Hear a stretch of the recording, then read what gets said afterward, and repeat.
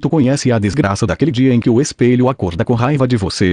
A calça que fechava ontem decide virar uma camisa de força às 8 da manhã, e de repente teu corpo inteiro parece uma piada que alguém contou errado. Tem dia que o vidro do banheiro acorda com birra da gente. Não é nem questão de luz, porque a lâmpada é a mesma de toda terça-feira, aquela amarela que finge que a casa é mais aconchegante do que é. Mas você passa na frente do espelho pra escovar os dentes, meio zonzinho ainda, e parece que alguém trocou seu reflexo por uma versão ligeiramente desbotada e mal-humorada de você mesmo. Sabe aquela blusa que na loja parecia cair direitinho, meio solta, meio moderna? Pois é. Hoje ela decide que vai marcar exatamente aquela dobrinha na barriga que você jurava que tinha sumido na semana passada. Você puxa o tecido para baixo, solta, puxa de novo. O tecido cede um pouco, mas logo volta pro lugar, teimoso, como quem diz: olha aqui, eu estragou.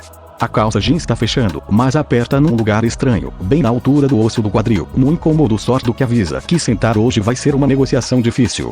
Aí começa aquela pequena cerimônia silenciosa que todo mundo já fez pelo menos uma vez na vida. Você encolhe a barriga para ver como ficaria se fosse um pouco mais plano, mais liso, mais esticado.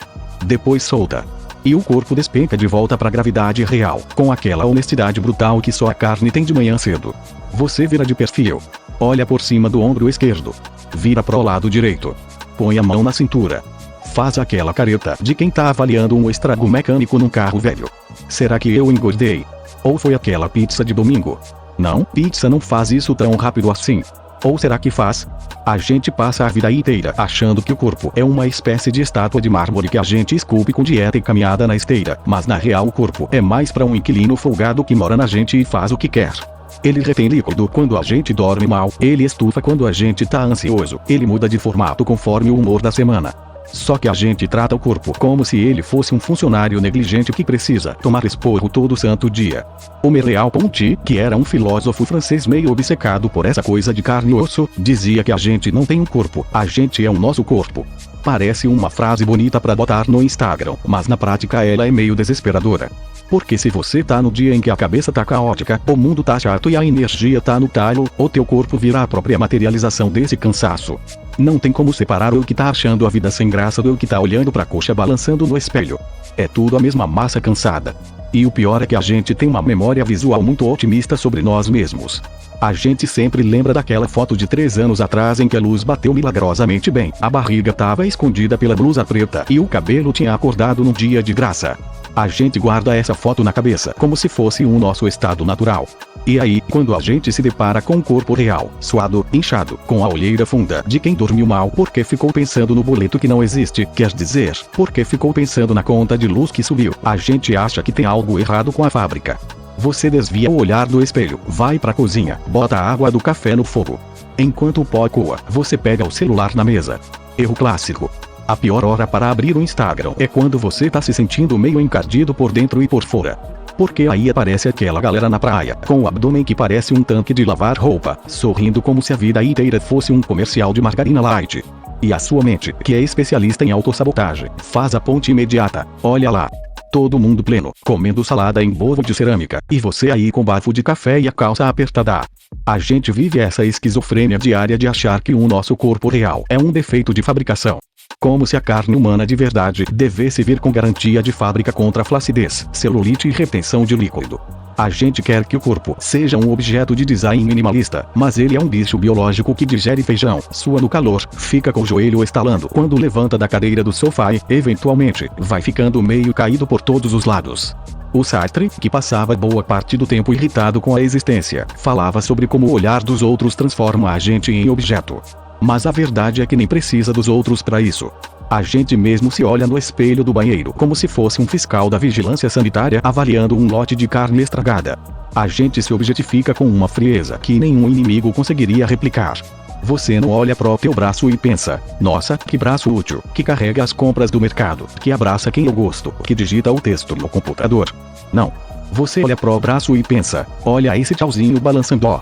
A roupa que não serve vira um veredito moral. Não é sobre o algodão ter encolhido na máquina, não é sobre a modelagem ser feita para as medidas de uma criança de 12 anos. É sobre você ter falhado. Como se o tamanho da etiqueta fosse um atestado de caráter. Se a calça 38 não fechou, logo eu sou uma pessoa indisciplinada, fraca, sem foco.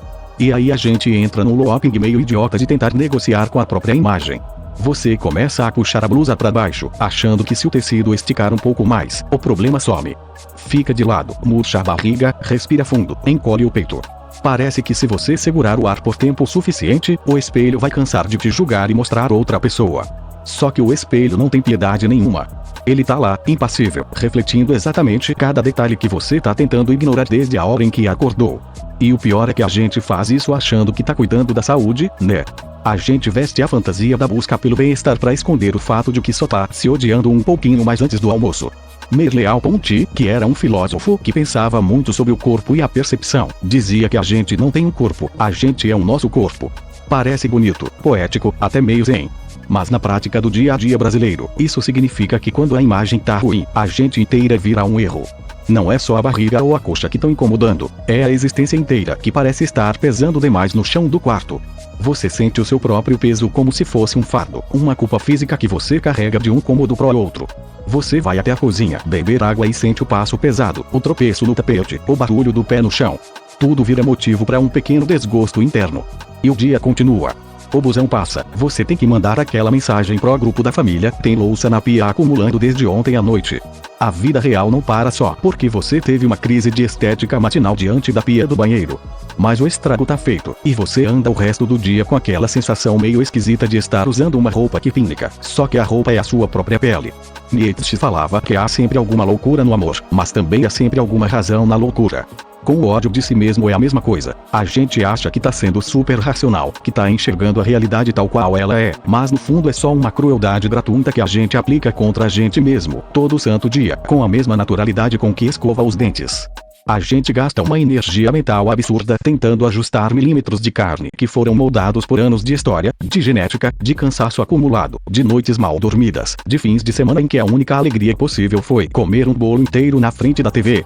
Aí chega a tarde, você se pega passando na frente daquela vitrine da loja no centro ou do reflexo escuro da janela do metrô, e lá tá de novo o vulto daquela insatisfação silenciosa. Você desvia o olhar rápido, como quem evita olhar para alguém que fez uma grosseria na fila do banco. É um incômodo tão banal, tão cotidiano, que a gente quase aceita como parte natural de estar vivo. Ah, hoje é um dia de espelho ruim, a gente pensa, como se fosse a previsão do tempo. Hoje vai chover insatisfação, ó. Só que não devia ser o clima, né? Devia ser só vidro e alumínio, um objeto neutro pendurado na parede que serve só pra ver se o cabelo tá penteado antes de sair na rua. Mas a gente transformou o espelho num tribunal de pequenas causas onde a gente é sempre o réu confesso, sem direito a advogado e sem chance de apelação. A calça continua apertada, o braço continua balançando, e o mundo lá fora continua girando, indiferente à nossa guerra particular contra o próprio reflexo. A verdade é que a gente passa tempo demais tentando caber no molde que nunca foi feito pra gente respirar em paz. E no fim das contas, o dia vai passando, a noite chega, a luz do quarto fica mais fraca, e a imagem do espelho vai sumindo na penumbra, até que a gente finalmente consegue fechar os olhos e descansar um pouco desse trabalho exaustivo de existir no próprio corpo. Amanhã tem tudo de novo, ou talvez seja só mais um dia em que a gente consegue esquecer que tem carcaça e só vai viver a vida do jeito que dá. É isso. Vai lá tomar uma água, lavar o rosto e deixa o espelho quietinho lá no banheiro. Like ajuda pra caramba. Isso aqui fui eu que escrevi, café frio e tudo.